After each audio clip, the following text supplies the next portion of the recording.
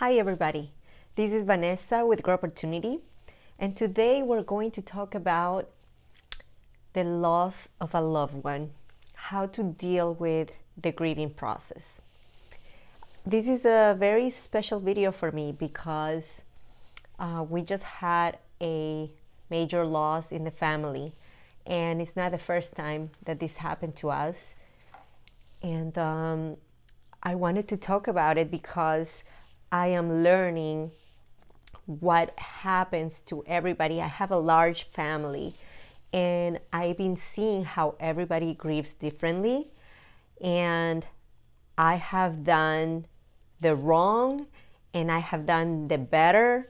And I want to share this because I think that it is important for people who are going through these things for the first time to learn, or at least to know what they could do to understand themselves, like what they are going through, what they feel, what they might feel in the future.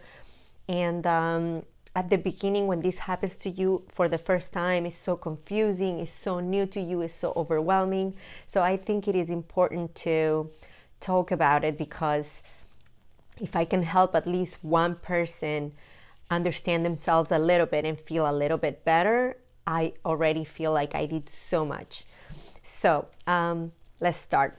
If you do like this video, please like, share, and subscribe. And if you know anybody that is going through a big loss, if they lost someone, please share this video for them, with them, because it could be helpful. Okay. Okay. So the first thing that comes to my mind when we lose someone,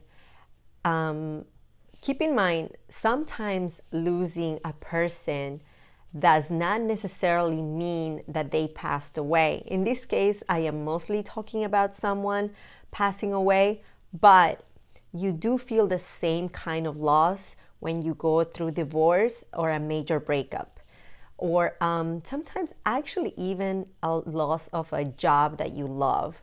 It doesn't sound like you should compare a thing like a job with losing a person, but you actually, if it was really important to you, you actually do go through the grieving process as well. So this could help a wide number of people, okay? But we're going to focus on when someone passes away, when someone dies. There is one major thing that happens to us that we cannot explain, that we need that person, and it is because our bodies have memory. Not just our mind, our soul, our spirit, if you believe in things like that. Our actual physical body has memory. And when you have been in constant contact or are related to that person, if that person is your parent, if that person is your child, if that person is a sibling, your body was connected to that person, and your body misses that energetically. So you feel emotional pain, mental, physical pain because of that memory.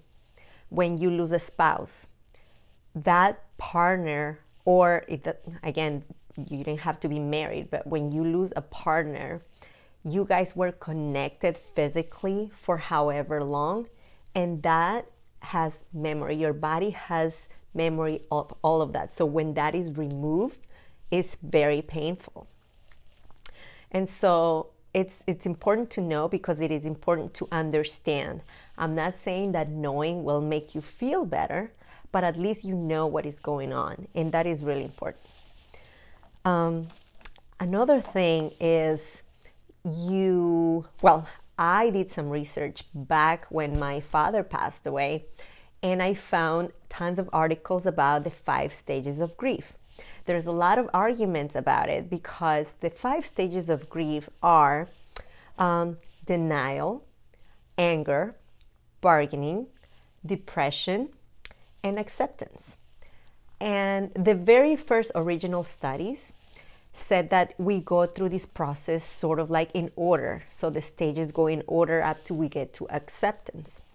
Later on, there were other studies saying, no, we don't go through these stages in order.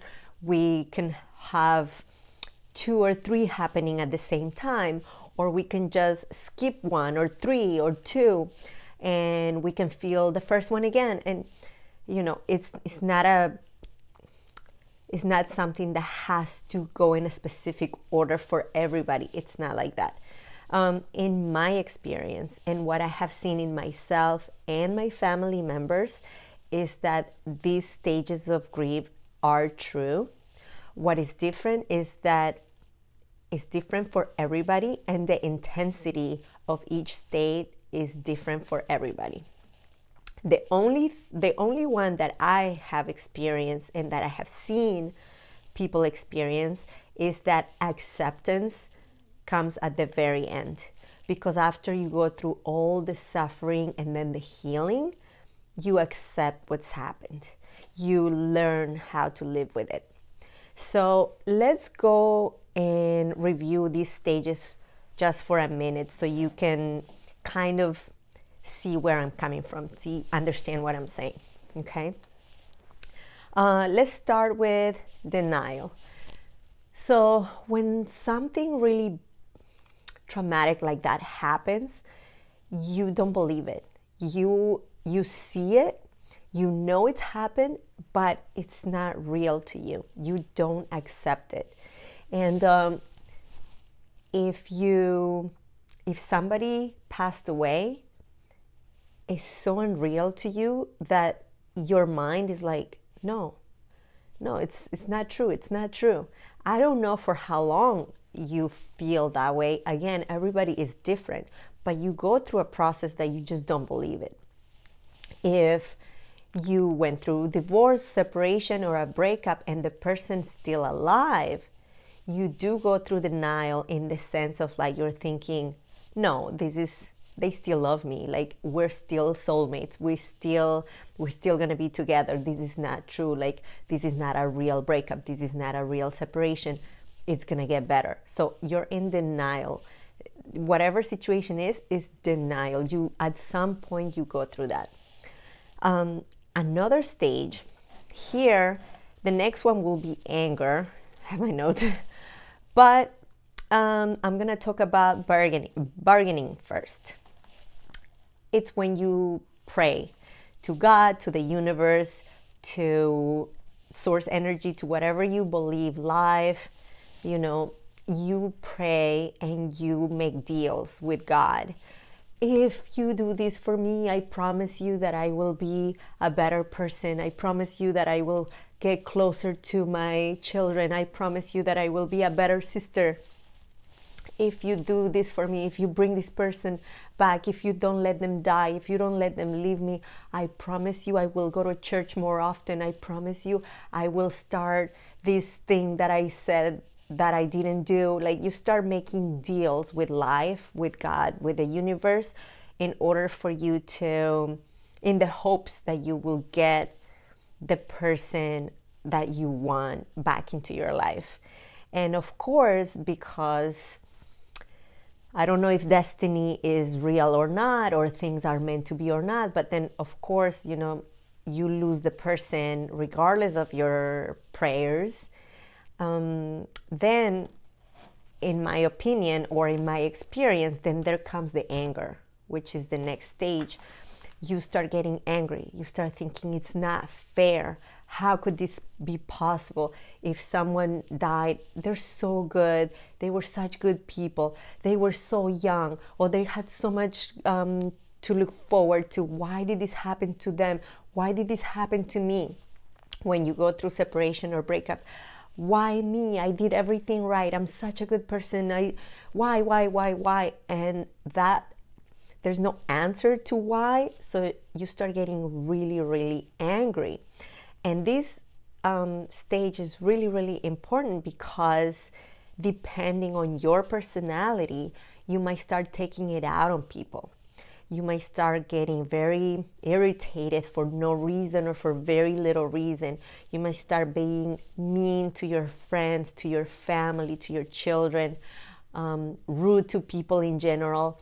you call customer service on the phone for whatever, and you start being nasty to them for no reason. You just become what people say, a bitter person. And it is because you have anger in your heart that your prayers were not answered, that you lost that person, that things are not happening the way you wanted, that you don't understand your questions. It's frustrating. It's very, very frustrating. And it's sad. You're in pain, and that makes you angry as well. So it is very important to understand this, because you have to catch yourself when you're being mean to other people. You have to be self-aware. And every time that you yell at someone, every time that you hang up the phone on somebody, every time that you say something mean, you have to catch yourself, and you have to understand that is part of the grieving process. Forgive yourself. Don't be too hard and don't feel too guilty about it, because you have to have compassion for yourself and know that this is normal. We're human. We have to go through these emotions. Just see it, understand it, and try to be a little bit more considerate to other people. You can, if you have to be angry, try to be angry with yourself, but don't try to, project it onto others, because in the end, you don't want people to get away from you. You want your loved ones around you. That is very important. And if you have a spouse and you're mad all the time, that person is going to deal with a lot, and you want to be self-aware of these things. In my particular family, when we lost our dad, there was a lot of anger in the house at some point, and it was really difficult. It doesn't get any easier when you're stuck in that stage. So, but understanding helps a lot. Okay. Then the other stage is the longest one, again, in my opinion, which is depression and pain.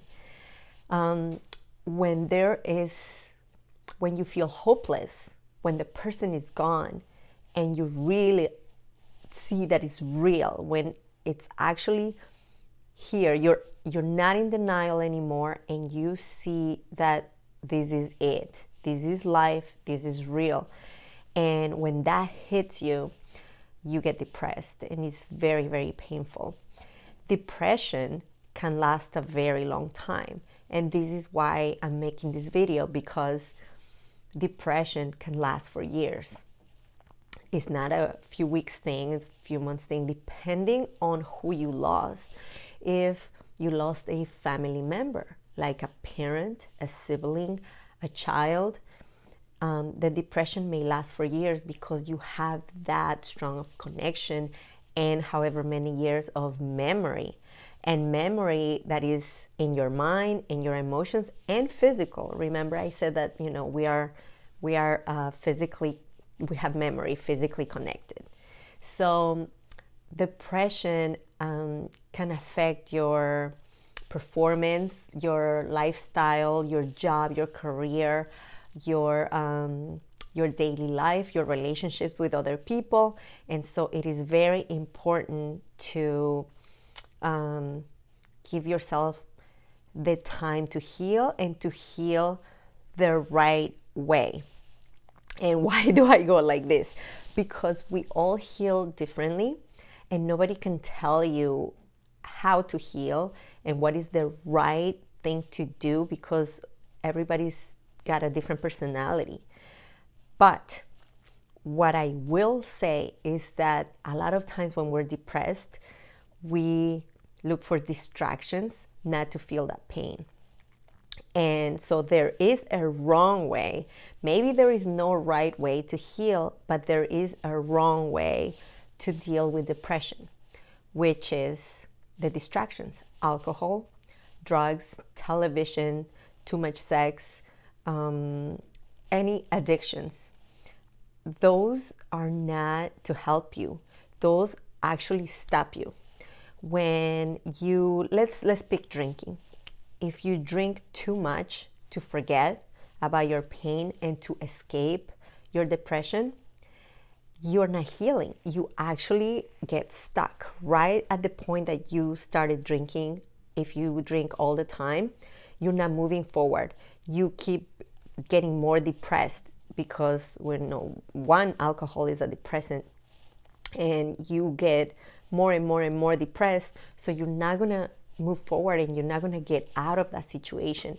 If you pick drugs, okay, drugs maybe release endorphins and dopamine and everything, and then they make you feel better. But then what happens as soon as they wear off, you're like even more depressed, because then you open your eyes and you're like, oh my God, life is horrible. It's even worse than I remember. And then so you want to do it again and again and again and again, because you're going to be looking to feel better. So you're trying to escape. And that does not let you move forward. That keeps you stuck. Same thing happens with too much television.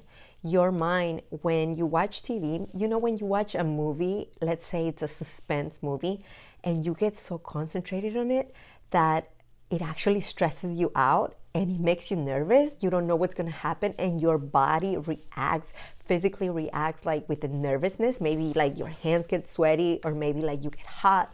Like, it is because your mind doesn't know the difference between imagination and reality, right? So your body is picking it up as is real. So if you watch too much TV, your mind is merging into what's happening on the screen and what you're seeing. So it is escaping. But then again, what happens when you come back to real life? It sucks. Everything sucks. So you watch more TV to escape. So again, you're stuck and you're not moving forward. So what is important is to find something. If you really, really have to find an escape, try your best to pick something healthy.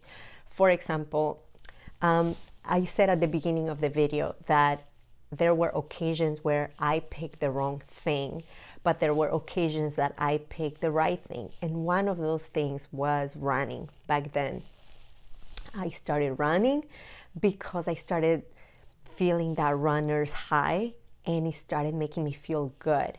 Also, because whenever I would run around my neighborhood, I remember I used to run about 5 miles or so.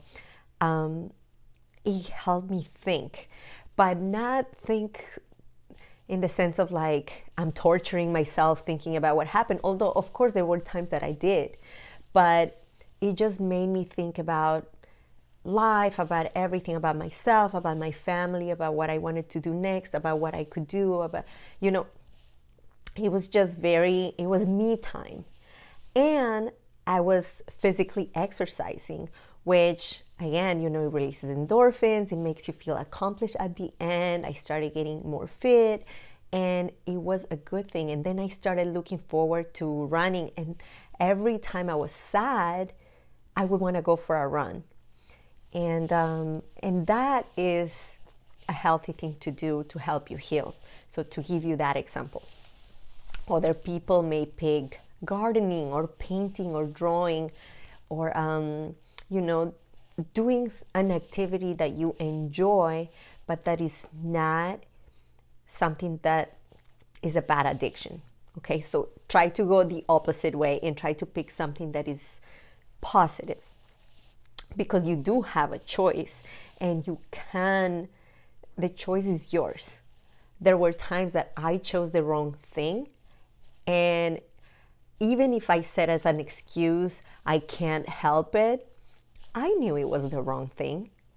And then when I chose running, I knew that was a good thing. Like we know what we're doing. And I know the pain is so bad that it makes you want to do the easy or quick way, but just be super aware and super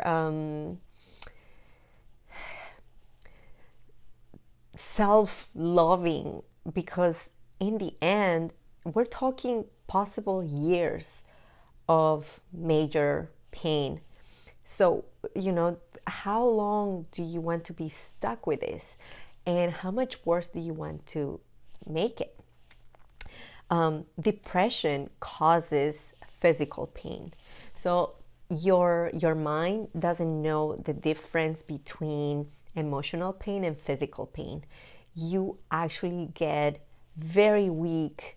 This is why people don't want to get up from bed, and they don't want to take a shower, and they don't want to do anything, because the sadness makes you physically weak and physically ill. Okay, so it is important that you heal. It's like when you break a bone, right? You need to put a cast on it. You need to wait the time that it's supposed to be. You need to let it heal. So it's the same thing. Exactly the same thing. So if you really don't have it in you to go up and exercise and like go to the gym or run or anything like that is like very vigorous, go for a walk. Go outside, be in nature. Being in nature is so healing. It's so relaxing.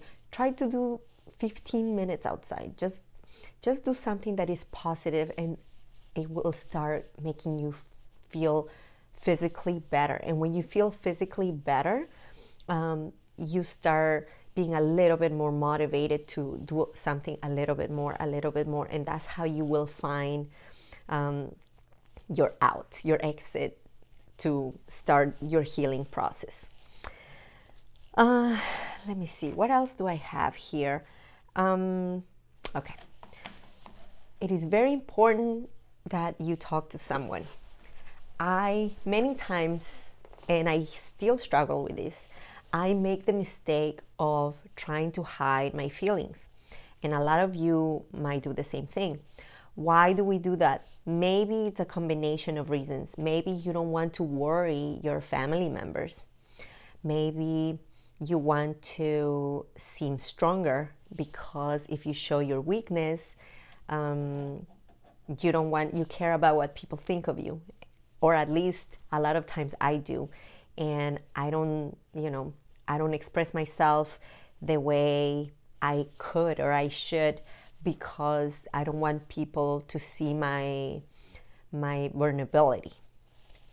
But when I have gone through major loss, what has helped me the most is to talk to somebody. And it doesn't have to be everybody, because I don't know if you have seen, what movie is this? I think it's the 40-Year-Old Virgin. Is it? It's a movie where the guy goes through a breakup, I think, or divorce, and he's feeling super sad at work, and he starts telling everybody, and at the beginning everybody is really, really sad for them, and they're like, oh, it's okay, it's gonna be okay. But once they hear this person every single day talking about the painful situation, everybody at work starts getting annoyed, and then they don't care anymore, and they're like, oh, here we go again with this negativity. Like, maybe you don't want to go around and like, be the Debbie Downer of the party, right? And like bring all these like negative feelings to every single person that you know. But if you have a best friend, if you have a sibling, if you have a therapist, if you have a coach, if you have someone that you trust, that you can feel that they don't mind that they are listening to you, and they don't mind it at all, and if anything, that they are here to listen and that they help you, please trust that person and just vent and just talk to them. Because I have been very lucky to have someone at the time that I needed, and my God, that person was listening to me talking about the same thing over and over and over. And I don't know how this person had so much patience. Maybe because they went through the same thing in the past and they knew what it was like, and they were just there to listen. And I am so thankful for that, because you know what? It was part of my healing. It was so good to just say what I feel, even if it's repetitive, even if it's over and over and over. So pick someone that you can trust, pick someone that will be loving and understanding, and just talk to that person. And again, If you don't think that you have that person, then you know what? Pay someone and get a therapist and just talk and talk and talk and talk, because that will help you. Another thing, I have two more things for you that could help. When you talk about the person that you lost, talk about the happy things. Talk about funny stories. Talk about something ridiculous that happened, something, a phrase that they used to say, thing that they used to do, something that maybe makes you laugh, or something really good about that person. And talk about it with your family, in holidays, birthdays. Definitely talk about that person, but always in the positive. If you do that, one, you kind of keep that person alive in a way, because if you really think about it, once a person is gone, they only live in our memories. It's kind of like the movie Coco. If you start forgetting about the person, it's almost as if they really don't exist anymore, right? But if you keep talking about them, then they're always here in a way. They're always alive because they're being talked about.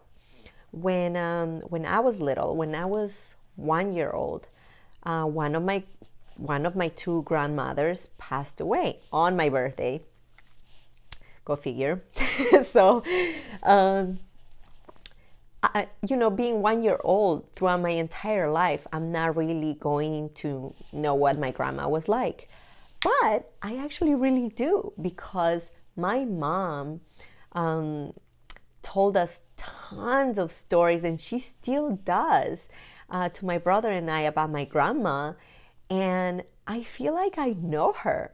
Like, I even know when she used to be a little bit moody and lecture the children, or when she was nice and she would do something sweet, or what she used to do for work, or what she used to say, what kind of advice she used to give my mom, and things like that. And so I never really spent my life with my grandma, but I really feel like I know her. And that is beautiful. And my mom, and I really like that my mom never talked about her crying and really sad and projecting those feelings of pain, because I would have been worried and I would have associated my mom's memories of my grandmother as a sad thing, as a bad thing.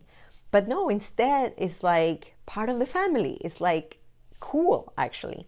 So if you have lost someone, make sure that you talk about that person with a lot of love, with a lot of happiness, and even with a little touch of humor, because that, will create a whole generation of knowing this person, and they will still be alive somehow. Okay. And the last thing I want to say is teach or practice their legacy. And what is someone's legacy? It can really be anything that you think that is something to learn from. For example, my aunt that we just lost, she was so funny, because my God, she was so strict with like having things clean and having the house clean. And I remember she was teaching me and my cousin how to clean the house, and she would be so strict and be like, you have to double check and make sure, otherwise you're gonna clean it again. And it was very important for her to live in a clean home, in a beautiful home. And the way that she used to teach us when we were teenagers was as if cleaning the house was such an important task. And it's pretty cool, because my cousin, she's a clean freak more than I am. But everybody admires her home. Everybody is like, your home is beautiful, so well taken care of, and she really cares so much for it. And me too, my friends always tell me that, I always have my house clean, and I don't think I'm like that strict about it, but I really do love having my house clean and organized. It makes me happy. And a lot of times when I clean my house, I think of her, and I make sure it's really clean because I do it the way she would do it, or I think the way she would do it. And so that is something that, my cousin is going to teach her daughters. And that is something that can be it's not, I could call it legacy because it's something that was important for her, that is something that you can teach generations, and then you can mention her. It is because that's the way she would do it, and she did it like this, and she used these things, and it is because, and the reasons why my aunt would explain, right? So that is one example. Another example could be if someone was very passionate about a sport. Maybe you can try to play that sport as a hobby, even if you're not very good, but kind of like do it as a reminder of that person. Or if that person really liked flowers and gardening, maybe you can plant something beautiful in the memory of that person. And because that was important to them. And then you can tell stories with the family and friends about how they love these beautiful flowers, and this is why you have this specific type of flowers in the house, and it was because of this person, things like that. You can pick anything. And if they were people who did something huge for the community, there's always those kind of people that are leaders and that do big things for others, start charities or schools, or a project that it has become important. You can continue that legacy, and then they will be alive through those things. And so these are ways that you can help yourself feel better.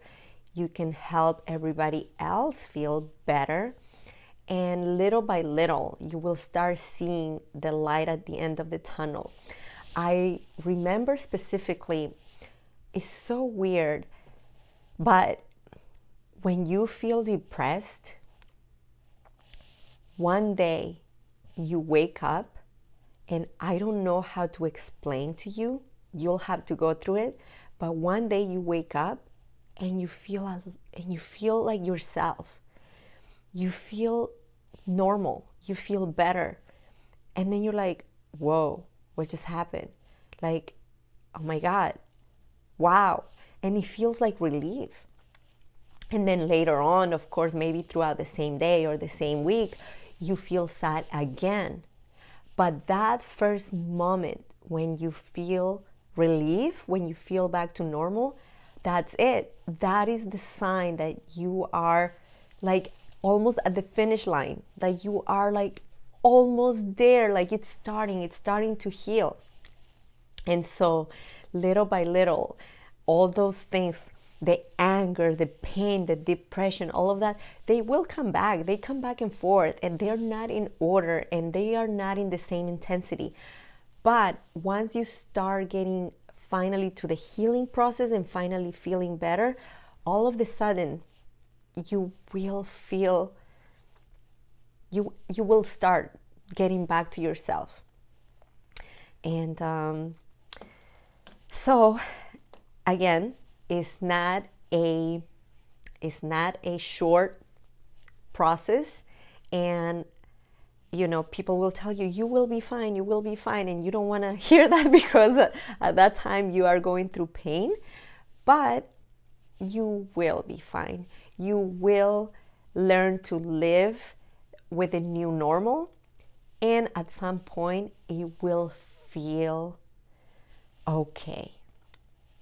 And it all depends on how strong the connection was with that person. If it lasts for a really long time, it's because your connection was really, really strong. And if your connection was just okay, it'll be a little bit less time, and it all depends. And it also depends on if you have gone through it before or if this is new. First time will always be the hardest, and after that it will be hard, but never like the first time. And so that's all I have for you. I really hope that this video helps, and I wish you lots of peace, lots of light, lots of healing, and I really, really hope that you make the right choices, because we cannot choose what happens in our lives and who comes and who goes, but we can choose the activities and what we do in order to heal. So just remember, no distractions and addictions, and just pick what is healthy for you, because it will help you faster.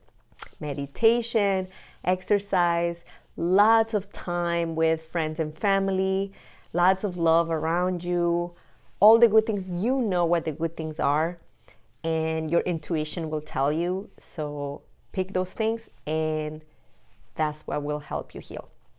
Okay, if you like this video, again, please like, share, and subscribe so I can make more videos like this. And I will see you next time. Thank you.